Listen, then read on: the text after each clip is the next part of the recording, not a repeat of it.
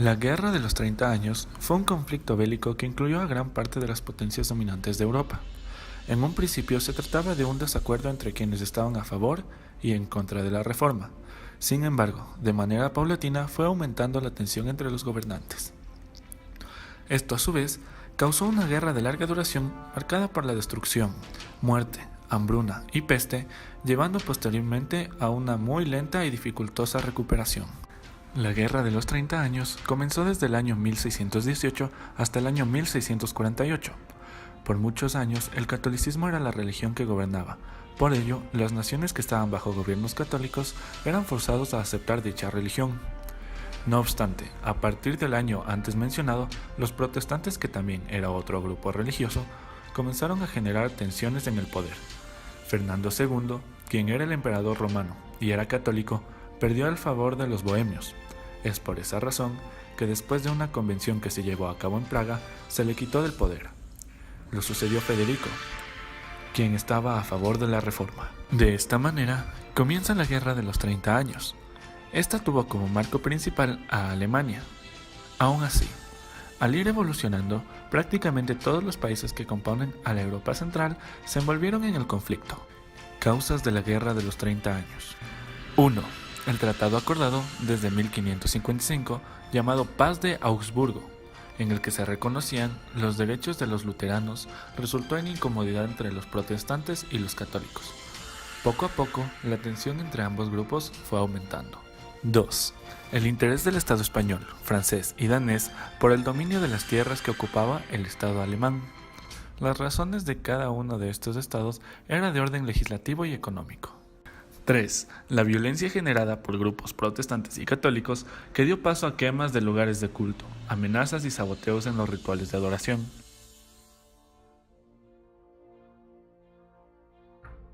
Participaron aquellos estados que estaban a favor de la reforma, los cuales eran protestantes, y aquellos que apoyaban la contrarreforma.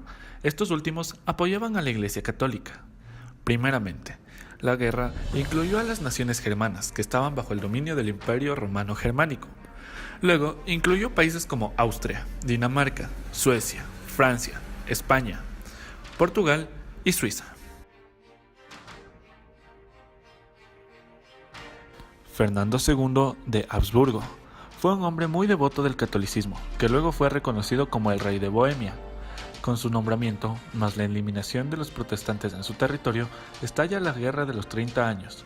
Mientras gobernó, hubo una mezcla de asuntos religiosos y también políticos, como por ejemplo, la imposición del catolicismo a los príncipes germánicos que profesaban el protestantismo. Federico V del Palatinado. Este fue uno de los caudillos del protestantismo en Bohemia, el cual fue atacado por Fernando II mientras regía como rey de Bohemia. Felipe III fue pariente del rey Fernando II, a quien apoyó en su lucha contra el protestantismo en Bohemia. También quiso ampliar sus dominios en territorios como el Franco Condado y Flandes. Cristian IV gobernó en Noruega y Dinamarca, y mientras tenía lugar la Guerra de los 30 Años, fue buscado por los protestantes para que los ayudara, así que decidió invadir y atacar el Sacro Imperio Romano Germano, con unos 20.000 hombres, pero no tuvo éxito. Albrecht von Wallenstein, en la Guerra de los 30 Años, estuvo al mando de un ejército conformado por unos 30.000 a 100.000 hombres. Recibió títulos como Duque de Mecklemburgo, Duque de Friedland, Duque de Sagan, Conde Palatino y Caballero del Toisón de Oro.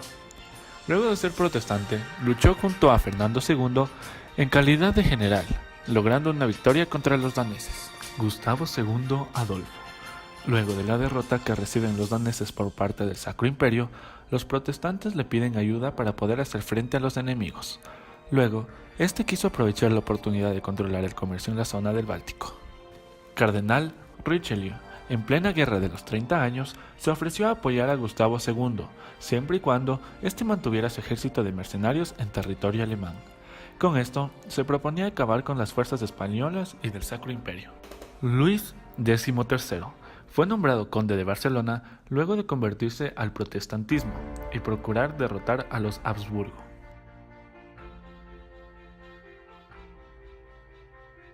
Durante la rebelión llevada a cabo por los bohemios, en la que consagraron a Federico como su líder, la contrarreforma no se quedó de brazos cruzados. En 1620 se enfrentaron nuevamente los antiguos rivales, Fernando II y Federico. Sin embargo, en este encuentro, que se llevó a cabo en la Montaña Blanca, el bando protestante perdió.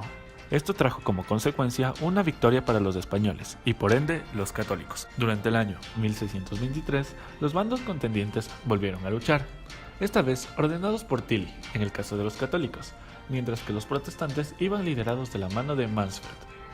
Nuevamente, los pro-reforma obtienen la derrota y se retiran para el año 1624. Para el año 1625 se une al lado protestante Dinamarca. A pesar de los esfuerzos de este grupo, nuevamente los católicos, esta vez con Tilly y el general Albrecht von Wallenstein, salen victoriosos. En los años siguientes, Suecia se suma al conflicto. Debido a un error de táctica militar, los protestantes logran la victoria de la mano de Gustavo II Adolfo, derrotando a la Liga Católica. La última etapa de esta guerra fue dominada por los franceses. En el año 1635 se había llegado a un consenso entre ambos rivales por medio de un tratado llamado la Paz de Praga. No de acuerdo con ello, Francia se unió a la lucha protestante, acompañados por los suecos y holandeses. Las tropas de Francia lucharon tenazmente en contra de los españoles y el Imperio Romano Germánico. Todo concluyó en 1648 en las batallas conocidas como Lens y Zusmarshausen.